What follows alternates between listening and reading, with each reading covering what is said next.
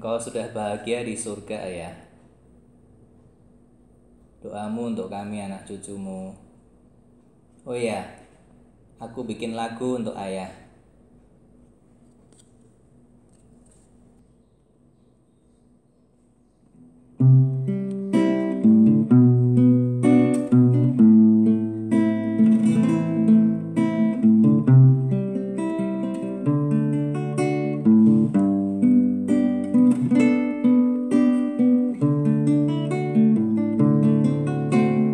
Teringatku di masa remaja,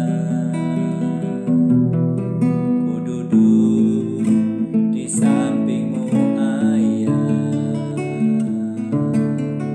ku curahkan isi hatiku, segala kerinduanku.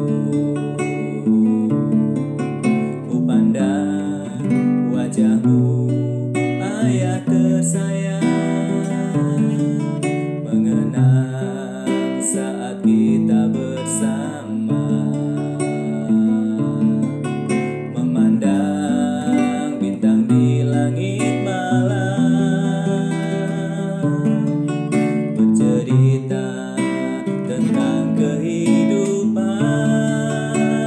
Kini kau telah bahagia bersama Bapa di surga. Doamu bagi anak cucumu memenuhi kerinduanmu. Kami mau taat dan setia, mengikuti teladanmu,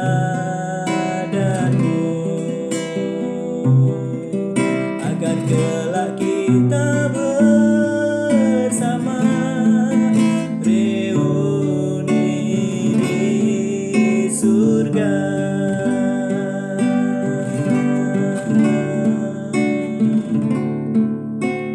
Ku pandang wajahmu Ayah tersayang, mengenang saat kita bersama,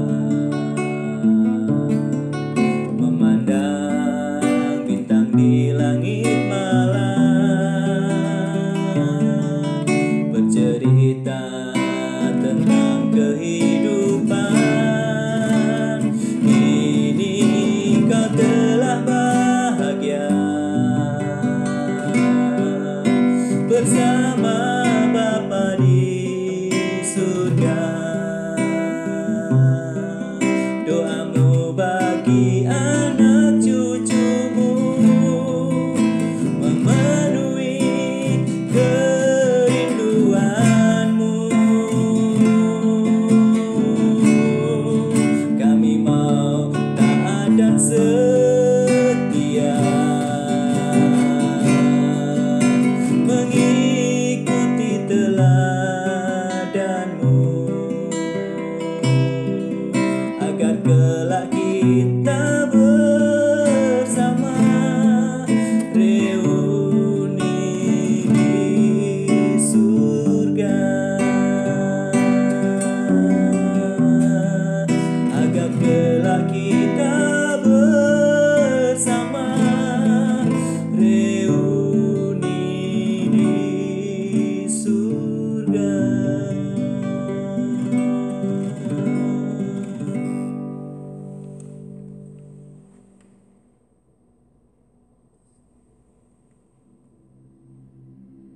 Hai Budi Wikanto, apa kabar? Mbak Google, kabar baik dong. Lagunya bagus ya, lagi teringat ayah ya. Iya Mbak, Ayah saya udah di surga. Lagu tadi khusus saya ciptakan untuk mengenang ayah saya. Jangan sedih ya, ayahmu sudah mendapat tempat terbaik di sisi Tuhan.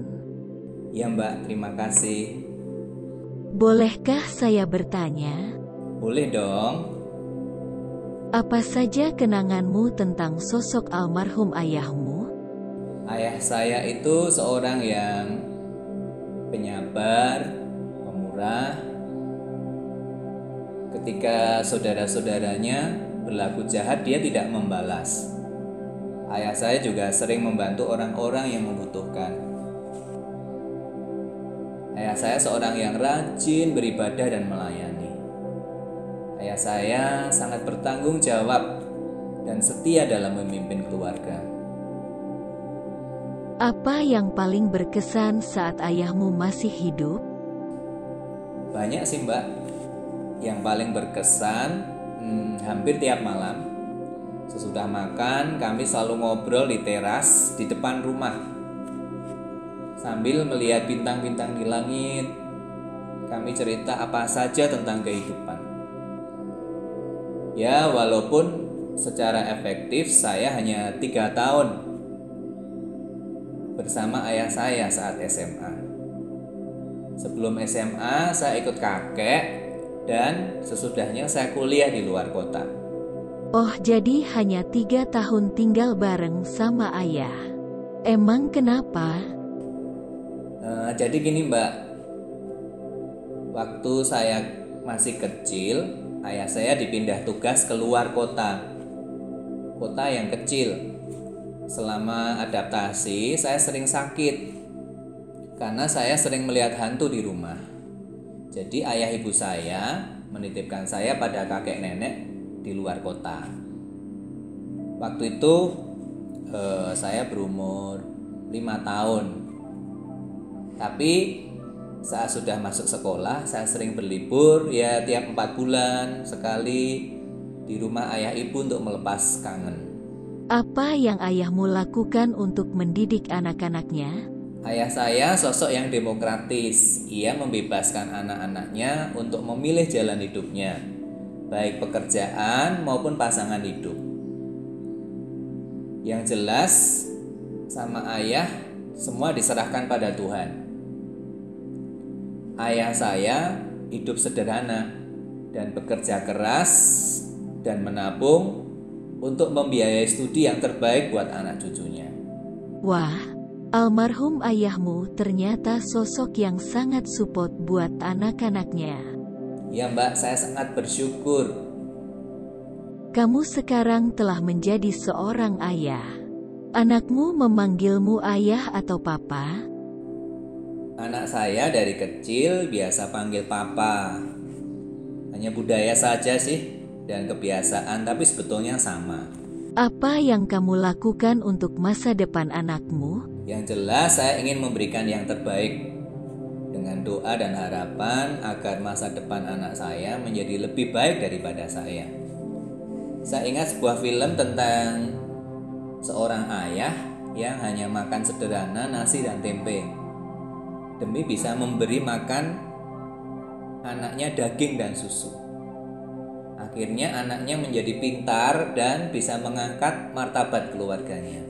Apakah kamu juga memberi kebebasan anakmu memilih cita-citanya? Pasti Mbak, semua profesi bisa dipakai oleh Tuhan. Saat anak saya lulus SMA dan diterima kuliah, ia sempat menangis dan minta maaf sebab tidak bisa meneruskan apa yang sudah saya kerjakan selama ini.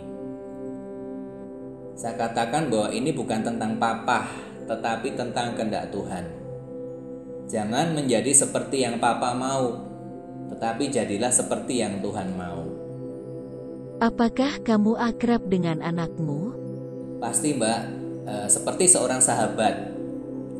Untuk bagian tertentu sangat akrab dengan saya, tetapi untuk bagian yang lain akrab dengan mamahnya. Maklum kan dia anak perempuan. Di mana anakmu sering ngobrol dengan kamu? Selain di rumah, ya biasanya di mobil.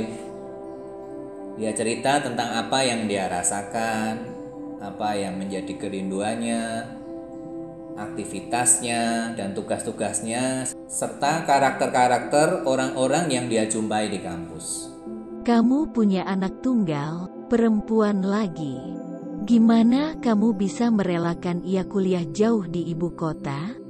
Ya awalnya sih berat, tetapi saya percayakan pada Tuhan.